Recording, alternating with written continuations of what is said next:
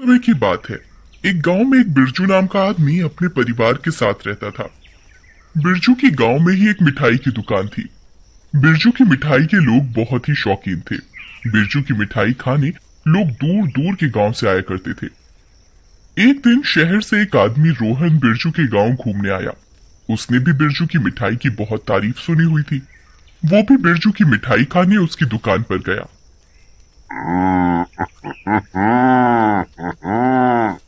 अरे, इसकी मिठाई कितनी अच्छी और ताजी लग रही है।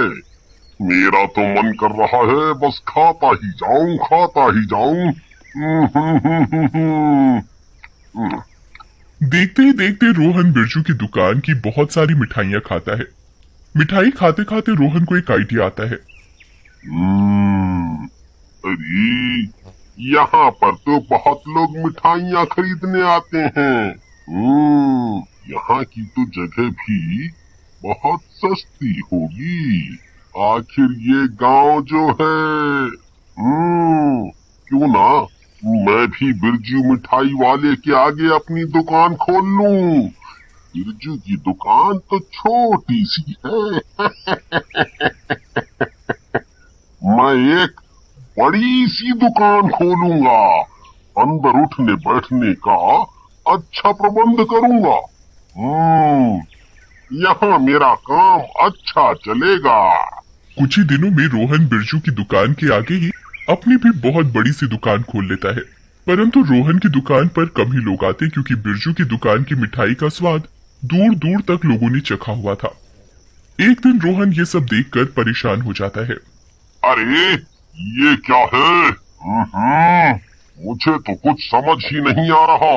अभी भी बिरजू की दुकान पर इतनी भीड़ होती है। मेरी दुकान पर तो कोई आता ही नहीं।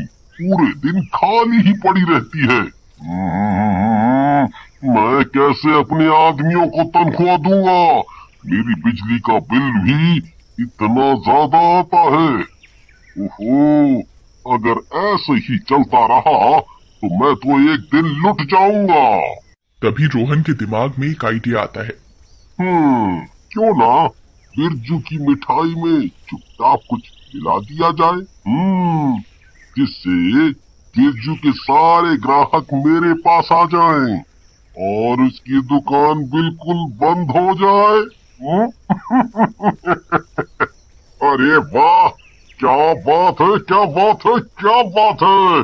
बन गई बात। ये काम हो सकता है। ऐसा करने से तो मैं बहुत जल्दी अमीर बन जाऊंगा। अगले दिन रोहन बिरजू के एक लेबर को अपने पास छुप कर आने को कहता है। बिरजू का लेबर रोहन के पास जाता है। बोलो भैया, आपने मुझे बुलाया? कोई जरूरी काम है क्या जो मुझे आपने चुपचाप आने को बोला? हाँ, मुझे तुमसे एक बहुत जरूरी काम है। बोलिए भैया, क्या बात हो गई?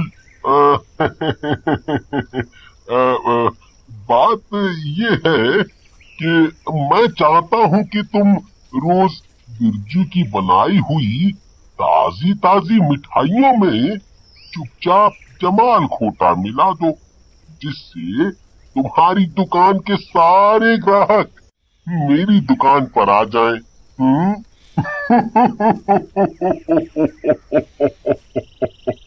पर मैं ऐसा क्यों करूंगा? इससे मुझे क्या फायदा है?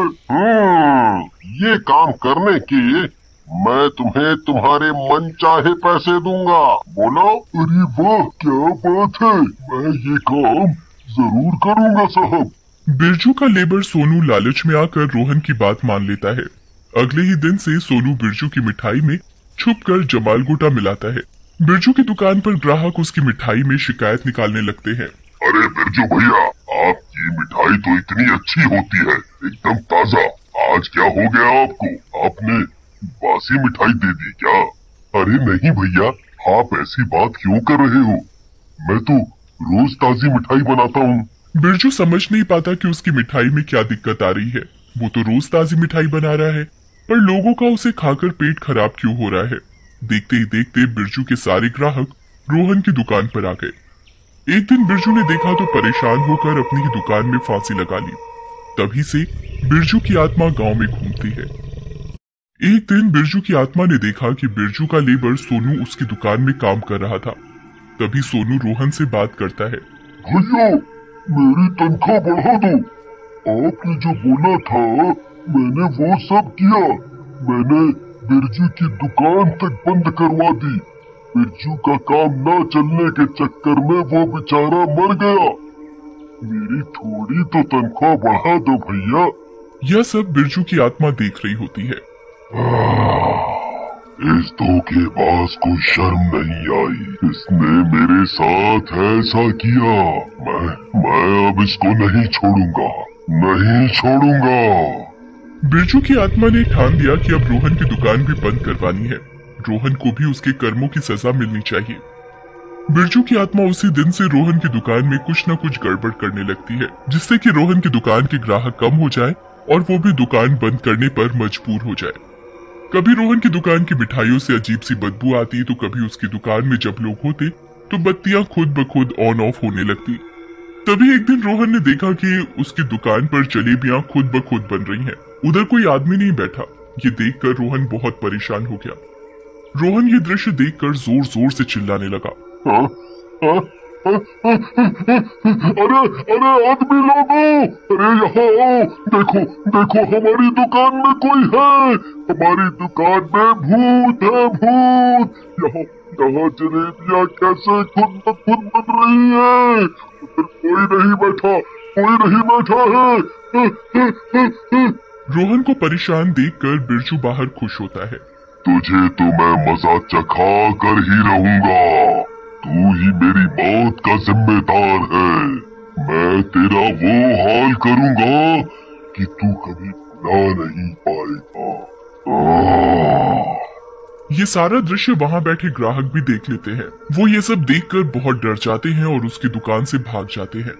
ऐसे देखते ही देखते रोहन की दुकान पर ग्राहक आने बंद हो जाते हैं। एक दिन रोहन दुकान में बैठा रो रहा होता है। ओफो, मेरी दुकान में भूत है। मुझे समझ नहीं आ रहा मैं क्या करूं। इस भूत को कैसे भगाऊं। ऐसे तो मेरे सारे ग्राहक ही खत्म हो जाएंगे। मैं भी दुकान बंद करने पर मजबूर हो जाऊंगा।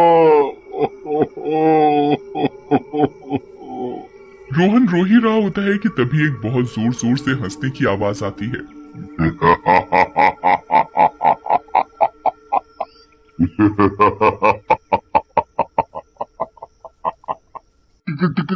कौन कौन कौन है, कौन है? तभी बिरजू की आत्मा रोहन को दिखाई देती है। रोहन बिरजू को देखकर सकपका जाता है।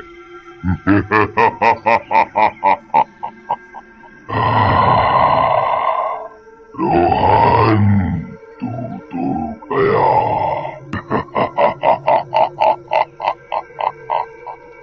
अरे अरे अरे बिरजू, बिरजू, मैंने कुछ नहीं किया। मैंने कुछ नहीं किया। तुम्हें कोई गलतफहमी हुई है। मैंने कुछ नहीं किया। मुझे छोड़ दो, तुम मुझे छोड़ दो। अच्छा, तूने कुछ नहीं किया। तुझे क्या लगता है मुझे कुछ नहीं पता? मुझे सब पता है और मैं तेरा वो हाल करूंगा कि तू याद रखेगा। तू ये गांव ही छोड़कर चला जाएगा। तूने मेरी अच्छी खासी चलती हुई दुकान बंद करवा दी। आज मेरे बीवी बच्चे कितना परेशान हैं, इसकी कोई अंदाजा भी है? बिरजू, बिरजू, बिरजू भाई, मुझे माफ कर दो। मैं कभी कुछ नहीं करूंगा। मुझसे बहुत बड़ी गलती हो गई। मुझे माफ कर दो, मुझे माफ कर दो।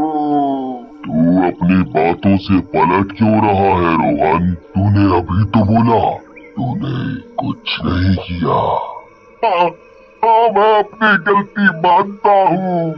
मैंने ही तुम्हारी दुकान बंद करवाई।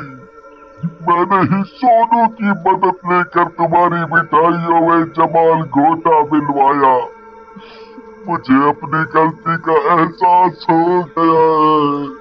मुझे छोड़ दो, मुझे छोड़ दो। अरे ऐसे कैसे छोड़ दो? मेरे बीवी बच्चे परेशान हैं। मेरी अच्छी खासी चलती हुई दुकान तूने बंद करवा दी। मैं अपनी गलती मान रहा हूँ और जो तुम बोलोगे मैं वही करूँगा। मुझे माफ कर दो बिरजू भाई, मुझे माफ कर दो।